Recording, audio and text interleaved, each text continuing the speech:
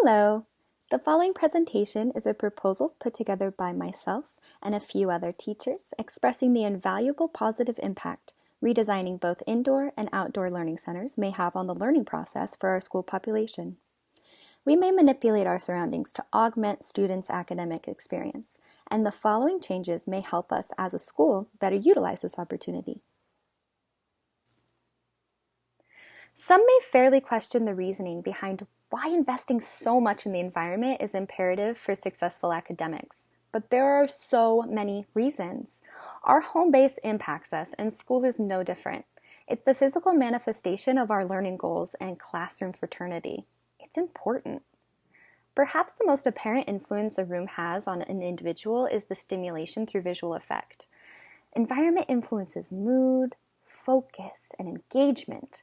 And we can give the classroom an emotional value by presenting an enticing, colorful, and welcoming place decorated with classwork and graphic learning support. It helps the students invest in their own experience. This may also positively impact the social emotional health of the class by cultivating a sense of community.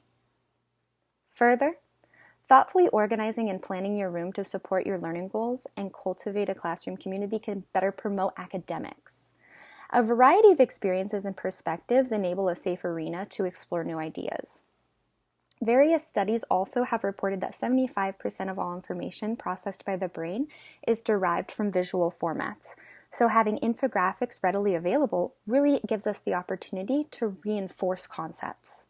Finally, arranging a wide array of indoor and outdoor activities gives the opportunity for sensory experiences and creates a safe, supervised arena for trying new things. With the influence of the environment evident, of course we want to be thoughtful and even strategic with the setup of our classroom. So, what can we as educators do to best prepare our controlled environments to optimize efficiency and engagement? Well, we may equip the easily overlooked influence of the learning environment as a powerful classroom management tool. After all, children spend their time absorbing information from their experiences. They are always learning. So, how can we best facilitate their learning while they're with us? First, we need to look at all of the places children learn and assess their current work areas using the Early Childhood Environment rating scale. Rating the following aspects will give insight into the current space's limitations and advantages, which will help us determine which areas are lacking and which should be prioritized.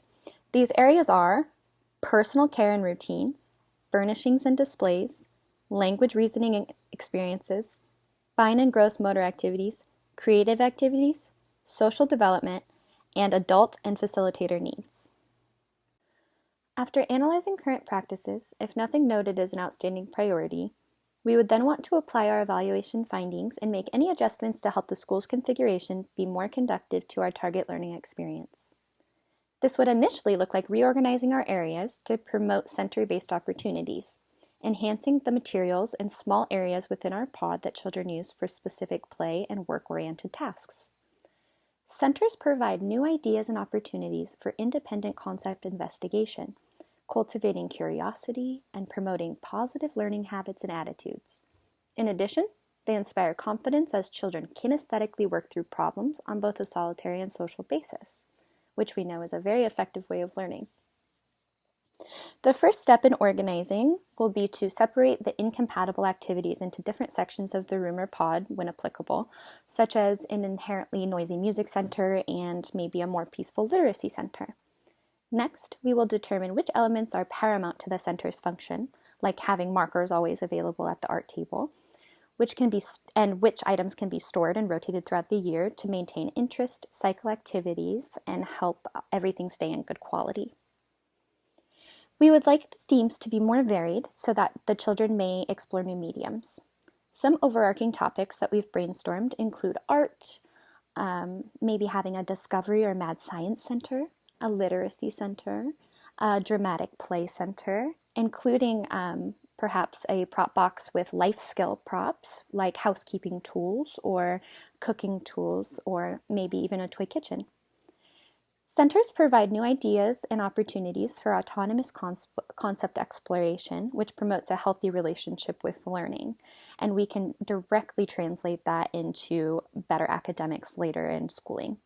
Further, it gives us a lot of information as educators, even as the centers shift to more like primary schooling with creative and academic choice rather than free playtime. The outdoors has for too long been considered a place of reprieve from learning. What a missed opportunity, don't you think? We should try to see the playground as an extension of the knowledge acquisition rather than try to diminish it to just a place to take a break. Children work best through play, and outdoor recreation is often some of the most fun and flexible type of play that there is. Incorporating an outdoor learning center has a multitude of benefits. Students organically practice social, emotional, physical, and academic skills. This is separate from recess. These outdoor activities are still planned and relevant in a prepared, sanctioned space. It would just give us the opportunity to break up the school day and give the kids an opportunity to move around, maintaining classroom engagement, further varying our assignments, and giving the children a sense of freedom while providing a safe and supervised space to take risks. Trending hobbies have children remaining stationary, so incorporating an outdoor learning center would also be a healthy way to incorporate natural movement regularly into these tiny humans' days. It also allows for the introduction of different sensory substances that they may not otherwise be exposed to, like sand, dirt, and water. And for the logistics, here are some of the ways this concept may impact the school budget, and also some ways I have brainstormed to keep the costs down. So for the initial investments, we will need to get some materials to help sanction off areas and create the pods themselves. And we will need good room organization components. We will also need to purchase movable equipment that we can take inside and outside between the learning centers, such as prop boxes, toys and balls, timers, cones, that type of thing. As the budget comes in, I would like to purchase some fixed playground materials that can promote gross motor skill development, such as monkey bars or slides or things that the children can climb on. I would also like to purchase some wood that the teachers can construct a garden center with, and I would like to purchase some sensory items like sand, dirt, and that type of material. Some ways I've brainstormed to combat costs are slowly add to the plan. We don't need to do everything up front. We just need to make sure that our organization is in check. And then also that is why we will be doing an analysis at the beginning of all of this to make sure that we are not expending more money than we have to. There are also a number of ways that we can do income drives, and also that would be beneficial for incorporating the community in the education experience. While the initial investment may seem high, this is not something that we would just initiate and let go of. This is an ongoing evolution of our practices and our commitment with the school.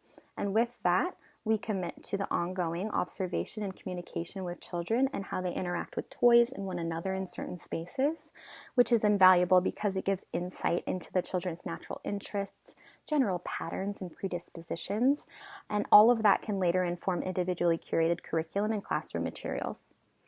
We also commit to the collaboration of professionals in ensuring the center's efficient use and applying the observatory knowledge that we've been talking about to the management of our class loads.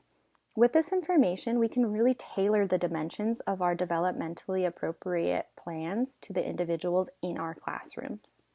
Finally, we commit to the rotation of materials to keep them interesting to our students and in good quality, all in order to support everything that we have proposed. In summary, while there's some overhead and commencing financial investment required for these changes to be made, the impact on the student's learning experience will be invaluable. A lot of the changes made here are more an investment of time and effort than money, and there are several ways that we can all work together as a school community to mitigate the costs. For more information, check out these helpful resources. Thank you for your consideration.